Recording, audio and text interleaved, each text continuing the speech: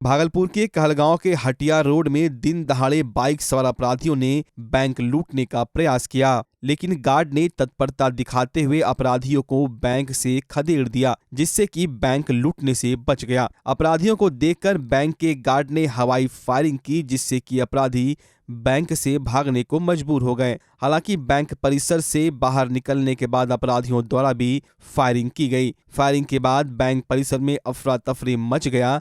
Bank लूट का प्रयास सीसीटीवी में कैद हो गया। घटना को लेकर बताया जा रहा है कि 2 बाइक पर सवार होकर 4 अपराधी बैंक में प्रवेश कर बैंक लूटने की कोशिश करता है। इस दौरान बैंक में तैनात सुरक्षा गार्ड कुंदन कुमार सिन्हा की नजर पड़ती है, जिसके बाद उसने हवाई फायरिंग की, जिससे कि मजबूरन अपराधियों को बैंक छोड़कर भागना पड़ा। वहीं घोघा थाना की पुलिस ने त्वरित कार्रवाई करते हुए एक अपराधी को घटना में प्रयुक्त हथियार और मोटरसाइकिल के साथ गिरफ्तार भी कर लिया। अन्य अपराधियों की गिरफ्तारी के लिए पुलिस छापेमारी कर रही है। वहीं इस पूरे मामले पर सीनियर एसपी आनंद कुमार ने बताया कि इस कांड में शामिल एक अपराधी को हथियार और घटना में प्रयुक्त बाइक के साथ महज 2 घंटे के भीतर धर दबोचा गया है। जल्द ही इस मामले में शामिल सभी अपराधियों को सलाखों के पीछे पहुंचा दिया जाएगा। 1:12 पे मैंने देखा केबिन के अंदर 2 कस्टमर के रूप में 2 गए। उन्होंने अंदर जैसे बता रहे कि बैंक मैनेजर साहब के उन्होंने करंट अकाउंट के बारे में पूछा, लेकिन जस्ट 2 मुश्किल से 10 सेकंड के बाद ही देखा एक अफसर है जिनका नाम है दीपक जी, उनके ऊपर एक पिस्टल ताने हुए हैं। उसके जवाबी में मैंने अपना बंदूक से पोजीशन लिया। तब तक में वो धरफर में निकले। जैसे ही मैंने फायर किया, उन्होंने भी जवाबी में फायर करते हुए बाहर निकल गए। बाहर जब गया तो देखे 2 बाइक से 4 आदमी निकल गए। 2 किस ओर भागे? और पूरब दिशा की ओर भागे हुए थे। उसका लास्ट फर्स्ट का तो नहीं, लास्ट का एक बाइक जिसको हम देख पाए, जो कि अपाची अपाची वाइट कलर की थी, इसका 1355। बाकी फर्स्ट वाला नंबर नहीं देख पाए, बाकी लास्ट वाला 1355 जो बड़े अक्षरों में लिखा था वो देख पाए। मैं और मेरे ऑफिसर दोनों केबिन में बैठे थे, काम कर रहे थे हम लोग। इसमें एक कस्टमर बन के एक आदमी आया लंबा सा, वो बोलता सर करंट अकाउंट खोलूँगा। उसका कोई नाम वगैरह? नहीं, नाम नहीं, सीधा नुसा मास्क लगा हुआ था, 9 आदमी था। तो पूछा करंट अकाउंट खुलवाना है, तो लोग बोले कि करंट अकाउंट काउंटर पर फॉर्म ले लीजिए और फॉर्मेलिटी लेकर पूछ लीजिएगा।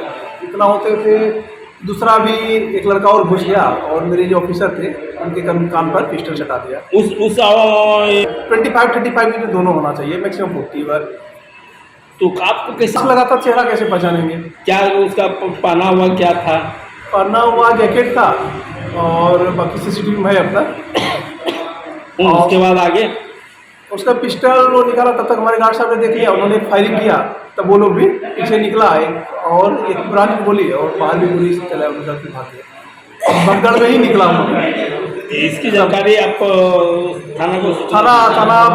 थाना सभी को आए थे और सीसीटीवी का पूरा वीडियो लेके गए। मैं मैनेजर हूँ। आज दोपहर की घटना है और कहलगांव कैनरा बैंक में 1:30 बजे के आसपास 4 अपराधी घुसे और बैंक लूटने का प्रयास किया। गार्ड के द्वारा फायरिंग की गई। डर के मारे सारे अपराधी वहाँ से फरार हो गए और भागलपुर पुलिस के द्वारा पूरे ज़िले में सघन वाहन चेकिंग का अभियान चलाया गया और 2 घंटे के अंदर जो इसमें सम्मिलित अपराधी है, एक अपराधी की गिरफ्तारी हुई है। उसमें जो हथियार प्रयुक्त किया गया था लूटने के प्रयास में, वो भी बरामद हुआ है और बाइक भी बरामद हुई है। बाकी अपराधियों की भी पहचान हुई है और उनकी गिरफ्तारी के लिए टीम हमारी छापेमारी करती है। Thank you. समाधान यात्रा के तहत मुख्यमंत्री नीतीश कुमार कल भागलपुर पहुंचेंगे। सीपेट परिसर स्थित बने हेलीपैड पर उनका हेलीकॉप्टर उतरेगा। इसके बाद वो बृहत आश्रय स्थल का उद्घाटन करेंगे। फिर जीविका दीदियों व उद्योग विभाग की ओर से लगाए गए स्टॉलों को देखेंगे। इसके बाद यहां से जगदीशपुर प्रखंड के तिनपुलिया गांव जाएंगे, जहां योजनाओं का जायजा लेंगे। उसके बाद वहां से वो समीक्षा भवन पहुंचेंगे, जहां विभिन्न योजनाओं की समीक्षा करेंगे। इसके बाद भागलपुर हवाई अड्डा से जमुई के लिए प्रस्थान कर जाएंगे। कार्यक्रम को लेकर लगातार जिलाधिकारी व एसएसपी स्थलों का निरीक्षण कर रहे हैं। वहीं बम निरोधी दस्ता ने भी हवाई अड्डा से लेकर हर कार्यक्रम स्थल की जांच की। डीएम ने बताया कि सारी तैयारियां पूरी कर ली गई है। एसएसपी ने कहा सुरक्षा के कड़े इंतजामात रहेंगे। बाहर से भी पुलिस बल को मंगाया गया है। कल माननीय मुख्यमंत्री जी आ रहे हैं समाधान यात्रा में भागलपुर, और उनका जो कार्यक्रम स्थल है वहाँ से लेके और यहाँ पर भी एयरपोर्ट से यहाँ से प्रस्थान होगा, आगमन आश्रय स्थल पर लैंडिंग होगी। तो हम लोग का जितना रूट लाइनिंग का जगह है और जितना जहाँ जहाँ उनको जाना है सभी जगह पर्याप्त संख्या में बल और मजिस्ट्रेट की तैनाती की गई है और हम लोग पूरी तरह से रेडी हैं कल के कार्यक्रम को अच्छे तरीके से संपन्न कराने। सर, शादी लिबास और सीसीटीवी से भी निगरानी की जाएगी। देखिए, सुरक्षा के जितने मानक हैं सभी मानकों के तहत हम लोग तैयारी कर रहे हैं और अच्छे से कार्यक्रम को संपन्न कराया गया। अतिरिक्त पुलिस बलों को भी बुलाया गया सर बाहर? हाँ, मुख्यालय स्तर से भी हम लोग को अतिरिक्त बल मिला है और डीआईजी सर के स्तर से भी रेंज स्तर पर मोबिलाइजेशन किया गया है। अतिरिक्त बल अगल बगल के जिलों से भी प्राप्त हुआ है। तो सफिशिएंट फोर्सेज हैं और हम लोग इसको अच्छे से करा देंगे। जी, जो है इनका डिपार्चर जो हेलीकॉप्टर रहेगा वो यहीं से होगा और कल जो है प्रोग्राम है तो इसे मिनट टू मिनट फाइनल होकर वहाँ से नहीं आया है, लेकिन वृहद आश्रय स्थल का उद्घाटन है और इसके अलावा सीपेट का भी निरीक्षण भ्रमण संभावित है और जो बगल में हम लोगों ने गांव जो सेलेक्ट किया है वहाँ का भी भ्रमण प्रस्तावित है। इसके बाद मीटिंग है समीक्षा भवन में कलेक्ट्रेट में और उसके बाद फिर यहाँ से एयरपोर्ट से डिपार्चर है। तो यही अभी प्रोग्राम जो है संभावित है। जब फाइनल हो जाए तो आप लोगों से शेयर करेंगे। पूरी तैयारी चल रही है, हो रहा है, तो मीटिंग भी है, सब कुछ है, तो सारी तैयारियाँ चल रही हैं, तो समय से सब कुछ कंप्लीट हो। जीविका दीदियों से आजीविका दीदियों से मिलेंगे, स्टॉल्स वगैरह गाँव में देखेंगे, उनसे संवाद भी करेंगे। ये भी कार्यक्रम है। भागलपुर के ऐतिहासिक कुप्पा घाट में अखिल भारतीय संत मत सत्संग महासभा महर्षि मेही आश्रम कुप्पा घाट भागलपुर द्वारा भव्य लोकार्पण कार्यक्रम का आयोजन किया गया। इस कार्यक्रम में सौंदर्यकृत सदगुरु निवास का लोकार्पण किया गया। संघ संचालक मोहन भागवत राजधानी एक्सप्रेस से नौगछिया पहुंचे। नौगछिया स्टेशन पहुंचते ही लोगों ने उनका फूल माला व पुष्प गुच्छ देकर स्वागत किया, जिसके बाद नौगछिया से विक्रमशिला पुल होते हुए भागलपुर के कुप्पा घाट पहुंचे। लोकार्पण कार्यक्रम के उद्घाटनकर्ता के रूप में आचार्य महर्षि हरिनंदन परमहंस जी महाराज, मुख्य अतिथि के रूप में राष्ट्रीय स्वयंसेवक संघ के संचालक मोहन भागवत और विशिष्ट अतिथि के रूप में श्री महावीर स्थान न्यास समिति पटना के आचार्य किशोर कुणाल ने संयुक्त रूप से फीता काटकर व नारियल फोड़कर किया। कुप्पा घाट के लोकार्पण कार्यक्रम को लेकर आ रहे आरएसएस के संघ संचालक मोहन भागवत को लेकर सुरक्षा के मद्देनजर पूरी तैयारियां की गई थी। मोहन भागवत के लिए Z+ सुरक्षा की व्यवस्था की गई थी। चप्पे चप्पे पर 78 सीसीटीवी कैमरे के द्वारा निगरानी रखी जा रही थी। उनकी सुरक्षा को लेकर 300 अतिरिक्त पुलिस बल की भी तैनाती की गई थी। सभी अतिथियों विशिष्ट अतिथियों के कुप्पा घाट परिसर में आते ही सबों का पुष्प गुच्छ देकर व अंग वस्त्र देकर भव्य स्वागत किया गया, जिसके बाद सदगुरु महर्षि मेही परमहंस जी महाराज के निवास का लोकार्पण सामूहिक रूप से किया गया। जिसके बाद सदगुरु महर्षि मेही परमहंस जी महाराज के जीवन पर आधारित फीचर फिल्म के पोस्टर का अनावरण किया गया। फिर सभी गण्यमान्य लोगों ने एक एक कर लोगों को संबोधित किया। संघ प्रमुख मोहन भागवत ने लोकार्पण कार्यक्रम में कहा कि अपने देश के प्रति एकता व अखंडता को बनाए रखें, साथ ही भारत माँ के सम्मान में युवा अपना समय दे। साथ ही उन्होंने कहा कि सत्य की परख के लिए आध्यात्मिकता जरूरी है। गौरतलब है कि श्रद्धालुओं के लिए कुप्पा घाट के मुख्य द्वार को पूर्ण रूपेण बंद कर दिया गया था। वहीं स्थानीय पुलिस बल अधिकारियों की प्रतिनियुक्ति कर दी गई थी। कुप्पा घाट के प्रवेश द्वार से जो भी अंदर प्रवेश कर रहे थे उनकी जाँच करके ही उन्हें अंदर प्रवेश कराया जा रहा था। संतों के सानिध्य में जाते हैं तब इस लौकिकता को छोड़ देना चाहिए, क्योंकि वहां पारलौकिकता की चर्चा हो। लौकिक व्यवहार में अपने अहंकार से निकल रहा है। सबको मैं अहंकार को दुर्गुण के नाते अभी नहीं बोल रहा हूं। प्रत्येक व्यक्ति को एक अहंकार होता है, वो अगर समाप्त हो गया तो उसका अस्तित्व ही समाप्त होगा। इसलिए हम लोग सामान्य लोग हैं, उस अहंकार के सहारे ही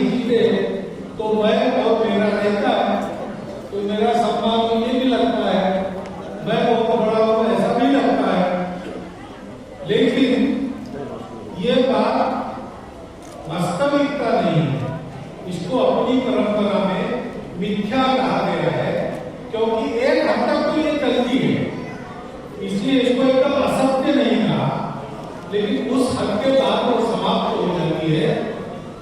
सब बिना किसी कारण दीन लोगों को कृपा करके उस पद पर अग्रसर करते हैं, जिससे उनके जीवन को भी पूर्णत्व और सार्थकत्व मिला।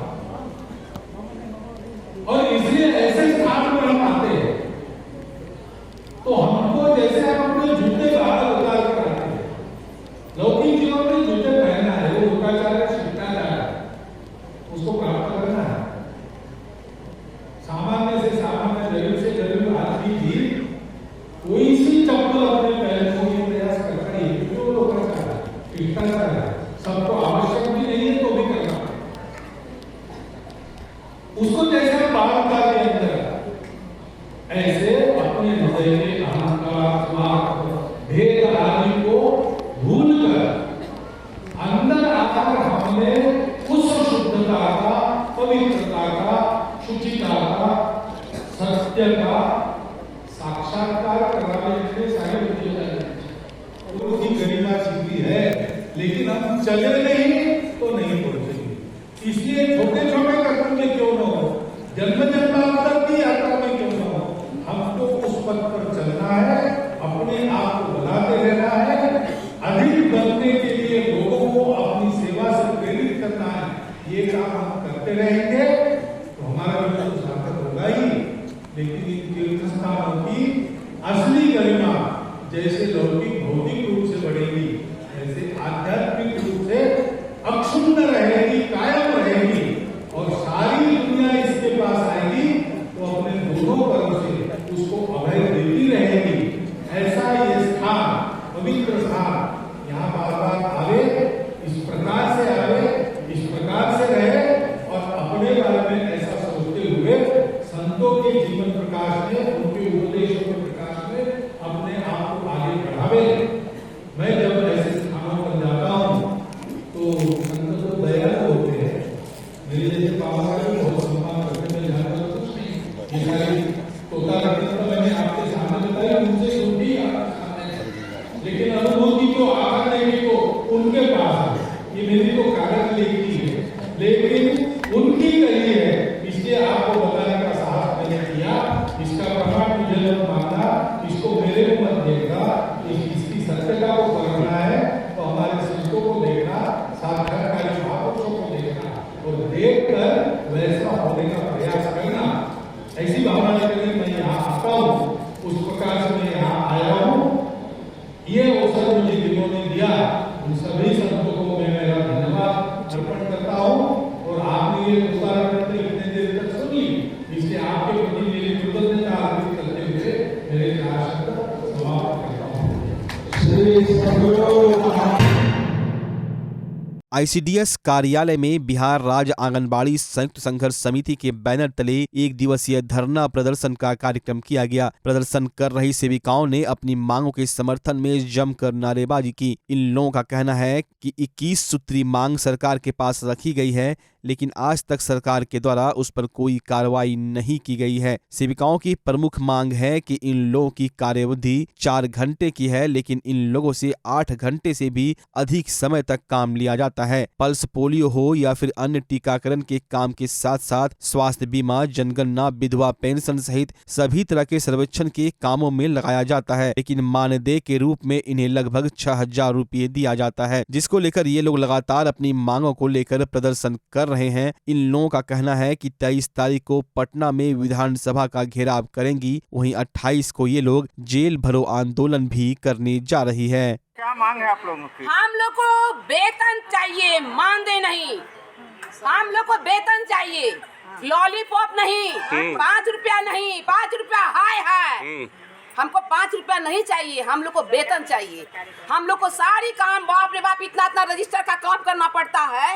कितना रजिस्टर, इतना रजिस्टर, मोबाइल का सारा काम करना पड़ता है। जो रेशियो जो मिल रहा है उस हिसाब से आलू का दाम, चने का दाम, बेसन का दाम, हर चीज का दाम जोड़िए, हम कैसे हम लोग उसमें मेंटेनेंस करेंगे? हर चीज का हम लोग को कुछ भी नहीं मिलता। हम लोग को मानदेय मिल रहा है, मानदेय 5000। तो आगे जारी रहेगा। हमारी मांग पूरी करो। और हम लोग अपने ICDS में आके धरना दिए हुए हैं आज 10 तारीख को। आज का 1 दिवसीय धरना है और हमारी 21 सूत्री मांगे हैं, लेकिन मेन मांग है हमारी, हमको सरकारीकरण किया जाए, क्योंकि हम लोगों को सिर्फ मानदेय पे हम लोग काम कर रहे हैं और मानदेय हम लोगों को बहुत कम है, जो कि अभी हम लोग और काम बहुत ज़्यादा है। हम लोगों को रजिस्टर मेंटेन करना पड़ता है, मोबाइल पे भी वर्क करना पड़ता है, रिचार्ज भी चाहिए, मोबाइल भी चाहिए, लेकिन ये सारी सुविधा हम लोगों के पास अभी कुछ भी नहीं है। लेकिन फिर भी हम लोग काम कर रहे हैं, इसलिए हम लोग सरकारीकरण की मांग कर रहे हैं और 1 दिवसीय धरना दिए हुए। आगे क्या कीजिएगा? आगे 28 तारीख को जेल भरो आंदोलन है, फिर 23 तारीख को जो है वो DM सर के नहीं है, यहाँ जो है 28 को जो है जेल भरो आंदोलन होगा। फिर 20 मार्च को हम लोग जो है समाहरणालय विधानसभा पटना विधानसभा घेराव करेंगे। उसके बाद आगे जो होगी देखा जाएगा। समाधान यात्रा के दौरान मुख्यमंत्री नीतीश कुमार कल भागलपुर पहुंचेंगे। इस दौरान नए बने वृद्धाश्रम सीपेट प्रशासनिक भवन का उद्घाटन करेंगे। वहीं जीविका दीदियों के द्वारा लगाए गए स्टॉल और समीक्षा भवन में अधिकारियों के साथ बैठक की जाएगी। वहीं मुख्यमंत्री के आगमन को लेकर मंजूषा कलाकार भी दिन रात एक कर मुख्यमंत्री को भेंट दी जाने वाली पेंटिंग तैयार करने में जुटे हुए हैं। मुख्यमंत्री को दी जाने वाली पेंटिंग में भागलपुर के धरोहरों को दर्शाया गया है। वहीं दूसरी पेंटिंग में मंजूषा की कलाकृति मुख्यमंत्री को सौंपी जाएगी, जिसको लेकर कलाकार लगातार पेंटिंग बनाने में लगे हुए हैं। 2 से 3 दिनों से बना रहे हैं, जो कि मुख्यमंत्री जी आ रहे हैं तो उनके लिए हम लोग बना रहे हैं कि उनके स्वागत में कोई कमी ना रहे, उनको भेंट करें। यहाँ की धरोहर मंजूषा पेंटिंग, पहले तो यहाँ पे मूल मंजूषा पेंटिंग बनाया जा रहा है और एक पेंटिंग बहुत बड़ा सा बनाया जा रहा है, जो कि नॉर्मल जो पेंटिंग हम लोग बनाते हैं उससे एक बड़ा पेंटिंग बनाया जा रहा है, जिसमें कि हम लोग भागलपुर का मैप बनाए हैं और उसमें भागलपुर की जो धरोहर है उसको हम लोग दर्शा रहे हैं, जैसे घंटा घर, मंजूषा पेंटिंग, सिल्क, इन सबों को हम लोग दर्शा रहे हैं। हाँ, डॉल्फिन भी है, विक्रमशिला है और भगवान बुद्ध की प्रतिमा भी है, जो कि पहले सुल्तानगंज में थी। नाथनगर की रहने वाली एक महिला को किराना दुकानदार के द्वारा 200 रुपये का नकली नोट दे दिया गया। 10 दिन पहले महिला नाथनगर स्थित किराना दुकान से कुछ सामान लाने के लिए गई थी और 500 रुपये दी थी, जिसके बाद दुकान वाले ने 300 रुपये वापस किए थे, जिसमें 200 रुपये का नोट नकली था, जिसे लेकर आज वो अस्पताल जा रही थी और रास्ते में जब ई-रिक्शा वाले को उसने वो नोट दिया तब उसने बताया कि यह नोट नकली है। जिसके बाद महिला नोट को हाथ में लेकर इधर उधर चक्कर काटती रही। वहीं जब मीडिया कर्मियों ने उससे पूछा तो वो कुछ भी बताने को तैयार नहीं हुई। वहीं शहर में नकली नोट मिलने से सवाल खड़े हो रहे हैं कि कहीं नकली नोट के कारोबारी शहर में अपना जाल तो नहीं फैला रहे हैं। इस पर पुलिस को ध्यान देने की जरूरत है।